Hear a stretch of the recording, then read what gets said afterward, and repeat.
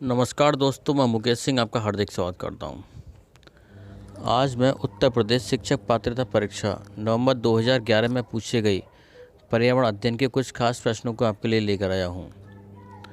प्रश्न नंबर पहला है, लवण जो जल अवशोषण करता है कहलाता है। इसका सही उत्तर है दोस्तों ऑप्शन नंबर ए, हाइग्रोस्कोपिक लवण। हाइग्रोस्कोपिक लवण की प्रमुख विशेषता होती है कि यह अपने आसपास उपस्थित जल के अणुओं को अपनी तरह आकर्षित करके उनका अवशोषण कर लेता है। प्रश्न नंबर दूसरा है, पारिस्थितिकी तंत्र एवं प्राकृतिक अधिवासों का संरक्षण तथा उनके प्राकृतिक वातावरणों में प्रजातियों का जीवनक्षम जनसंख्या का रखरखाव एवं प्रतिप्राप्ति के लिए प्रयुक्त पद है। इसका सही उत्तर है दोस्तों ऑप्शन नंबर सी, अपस्थानीय संरक्षण। प्रश्न नंबर अगला है, सामुद्रिक कच्छपों का जीवन जीवंत जीवाश्म कहा जाता है क्योंकि वे 150 मिलियन वर्षों से अधिक समय से पृथ्वी में उपस्थित हैं। भारतीय उपमहाद्वीप के जल भागों में पाए जाने वाले 5 प्रजातियों के समुद्री कच्छप में सबसे अधिक संख्या किसकी है? इसका सही उत्तर है दोस्तों ऑप्शन नंबर सी, ऑलिव रिडेल।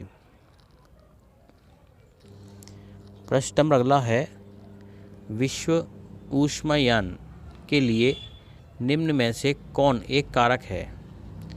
इसका सही उत्तर है दोस्तों ऑप्शन नंबर ए, वाहनों से निकली गैस है। विश्व ऊष्मायान ग्लोबल वार्मिंग के लिए CO2, N2O, CH4 आदि गैसें उत्तरदायी हैं। ये गैसें वाहनों के इंजनों के दहन से अत्यधिक मात्रा में उत्सर्जित होती हैं तथा ये गैसें वायुमंडल में पहुंचकर विश्व ऊष्मायन जैसी समस्या पैदा करती हैं। प्रश्न नंबर अगला है, धातु में प्रस्तर किसे कहा जाता है? इसका सही उत्तर है दोस्तों ऑप्शन नंबर डी, अयस्क। धातु में प्रस्तर अयस्क को कहा जाता है। प्रश्न नंबर अगला है, पेड़ पौधे प्रदूषण को घटाते हैं क्योंकि वे अवशोषण करते हैं। इसका सही उत्तर है दोस्तों option number B, carbon dioxide. पेड़ पौधे प्रदूषण को घटाते हैं क्योंकि वे कार्बन डाइऑक्साइड का अवशोषण करते हैं। प्रश्न नंबर अगला है, भूकंप मापा जाता है। इसका सही उत्तर है दोस्तों ऑप्शन नंबर डी, रिएक्टर पैमाने में। भूकंप की तीव्रता रिएक्टर पैमाने में मापी जाती है। प्रश्न नंबर अगला है, महासागरों में जल स्तर वृद्धि का कारण है। इसका सही उत्तर है दोस्तों ऑप्शन नंबर ए, ध्रुवीय प्रदेशों में बर्फ का पिघलना। महासागरों में जल स्तर वृद्धि का कारण है ध्रुवीय प्रदेशों में बर्फ का पिघलना। प्रश्न नंबर अगला है, वातावरण में अत्यधिक हानिकारक सल्फर मिश्रित गैस है। इसका सही उत्तर है दोस्तों ऑप्शन नंबर डी, SO2। प्रश्न नंबर अगला है, वायु प्रदूषण को कम किया जा सकता है। इसका सही उत्तर है दोस्तों ऑप्शन नंबर ए, वृक्षों द्वारा।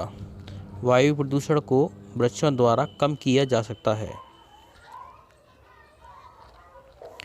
विश्व पर्यावरण दिवस मनाया जाता है। इसका सही उत्तर है दोस्तों ऑप्शन नंबर सी, 5 जून। 5 जून को प्रत्येक वर्ष विश्व पर्यावरण दिवस मनाया जाता है। प्रश्न नंबर अगला है, सूर्य के हानिकारक किरणों से पृथ्वी को कौन सा स्तर सुरक्षित रखता है? इसका सही उत्तर है दोस्तों ऑप्शन नंबर बी, ओजोन स्तर। ओजोन स्तर सूर्य के हानिकारक किरणों से पृथ्वी को सुरक्षा प्रदान करता है। प्रश्न नंबर अगला है, किसी जगह के फ्लोरा और फना सूचित करता है। इसका सही उत्तर है दोस्तों ऑप्शन नंबर ए, पेड़ पौधों एवं जंतुओं को। प्रश्न नंबर अगला है पारिस्थितिकी तंत्र का उदाहरण है। इसका सही उत्तर है दोस्तों ऑप्शन नंबर बी तालाब। तालाब एक प्रकार का पारिस्थितिकी तंत्र का उदाहरण है, क्योंकि तालाब में जैव अजैव तत्वों के साथ साथ जीव जंतुओं तथा पेड़ पौधों की उपस्थिति होती है। प्रश्न नंबर अगला है कौन जीवीय कारक नहीं है। इसका सही उत्तर है दोस्तों ऑप्शन नंबर डी प्रस्तर। प्रस्तर कोई जीवीय कारक नहीं है। प्रश्न नंबर अगला है अधिकतर पेड़ पौधे पाए जाते हैं। इसका सही उत्तर है दोस्तों ऑप्शन नंबर ए स्थल मंडल में। अधिकतर पेड़ पौधे स्थल मंडल में पाए जाते हैं। प्रश्न नंबर अगला है अन्य मृत जंतुओं पर निर्वाह करने वाले प्राणी को कहते हैं। इसका सही उत्तर है दोस्तों ऑप्शन नंबर सी स्कैवेंजर। अन्य मृत जंतुओं पर निर्वाह करने वाले प्राणी स्कैवेंजर कहलाते हैं। स्कैवेंजर मांसाहारी एवं शाकाहारी दोनों होते हैं, जो पर्यावरण में मृत जीव जंतुओं तथा पेड़ पौधों पर अपना जीवन निर्वाह करते हैं, जैसे मक्खी और गिद्ध। प्रश्न नंबर अगला है सीएनजी संक्षिप्त रूप है।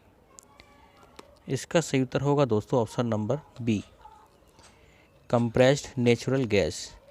सीएनजी कंप्रेस्ड नेचुरल गैस है। सीएनजी कंप्रेस्ड नेचुरल गैस दावित प्राकृतिक गैस का प्रयोग वाहनों में ईंधन के रूप में प्रयोग किया जाता है। इससे वायु प्रदूषण नहीं होता है। वास्तव में सीएनजी प्राकृतिक रूप से पाए जाने वाले ज्वलनशील गैसों को अत्यधिक दबाव के अंदर रखने से बने तरल को कहते हैं। प्रश्न नंबर अगला है निम्न में से कौन विश्व ऊष्मायन का कारण है। इसका सही उत्तर है दोस्तों ऑप्शन नंबर सी वायु प्रदूषण। वायु प्रदूषण वह स्थिति होती है जिसमें अवांछनीय गैस अत्यधिक मात्रा में वायुमंडल में जमा हो जाती हैं तथा सूर्य से आने वाली किरणों को पुनः वापस नहीं जाने देती। परिणाम स्वरूप सूर्य द्वारा ऊष्मा यहीं पर बनी रहती है तथा पृथ्वी के तापमान को बढ़ाने में सहायक करती है। इससे ग्लोबल वार्मिंग समस्या पैदा होती है।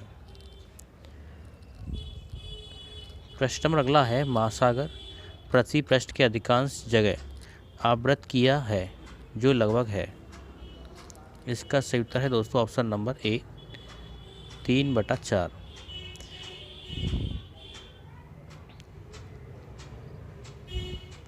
प्रश्न नंबर अगला है निम्न में से कौन वायु प्रदूषण का एक उदाहरण है। इसका सही उत्तर है दोस्तों ऑप्शन नंबर डी उपरोक्त सभी। धुआं और कुहासा ये भी वायु प्रदूषण का एक कारण है। वाहनों से निकलने वाली गैस ये भी एक वायु प्रदूषण का कारण है। और जलती हुई लकड़ी या चारकोल से निकली गैस ये भी एक वायु प्रदूषण का उदाहरण है। प्रश्न नंबर अगला है भारत तथा दूसरे देशों में प्रदूषण को रोकने के लिए बनाए गए नियम का प्रयोग रोकता है। इसका सही उत्तर है दोस्तों ऑप्शन नंबर बी प्लास्टिक के थैले।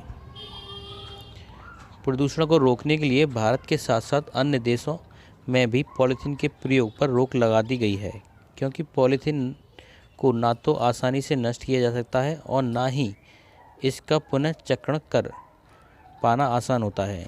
इसलिए इसके प्रयोग को रोक दिया गया है। प्रश्न नंबर अगला है हवा में उपस्थित ऑक्सीजन का प्रतिशत है लगभग। इसका सही उत्तर होगा दोस्तों ऑप्शन नंबर डी 21%।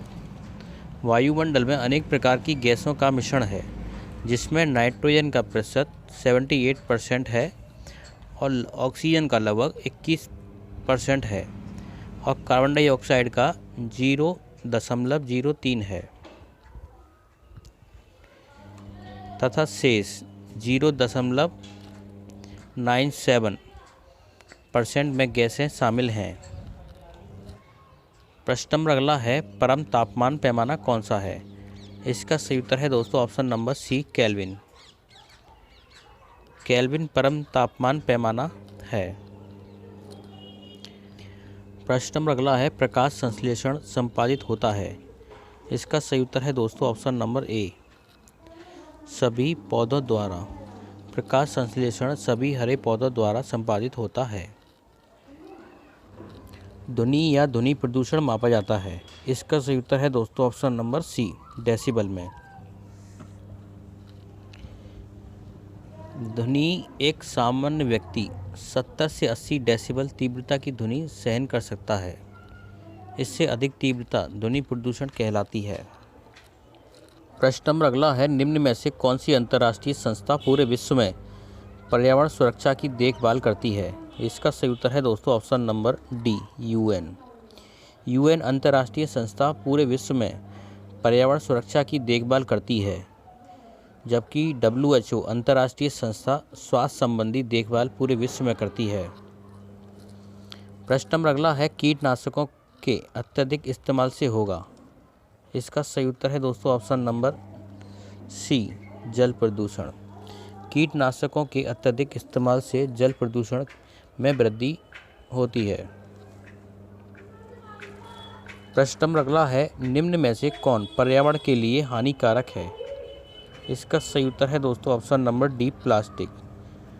प्लास्टिक का प्रयोग करना पर्यावरण के लिए हानिकारक होता है, क्योंकि इसे ना तो नष्ट किया जा सकता है और ना ही इसे पुनः चक्रण किया जा सकता है। प्रश्न नंबर अगला है, सिल्वीकल्चर संबंधित है। इसका सही उत्तर है दोस्तों ऑप्शन नंबर ए, वन एवं वन्य उत्पाद से। दोस्तों आपको वीडियो हमारा कैसा लगा, प्लीज़ वीडियो पर एक लाइक और वीडियो को शेयर करना ना भूलें। अगर आपने चैनल सब्सक्राइब नहीं किया है तो प्लीज़ चैनल को सब्सक्राइब जरूर कर लें। धन्यवाद।